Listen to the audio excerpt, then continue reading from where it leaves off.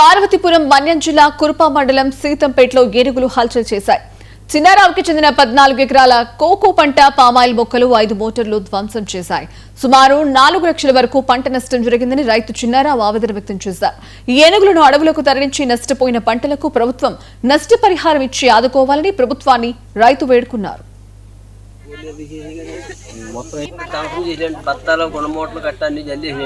నేను ఇద్దరు లేడీ అన్నమంటే వచ్చేసాను, అమ్మాంతంగా వచ్చేసినాను. ఏనుగులు కోకో కింద చోట 8 బత్తాలు, చోట 8 బత్తాలు పాడు చేసినాను. దాని గురించి ప్రభుత్వం ఏదైనా ఆదుకుని చేయకపోతే మేము చేయ పరిస్థితి ఏమీ లేదండి.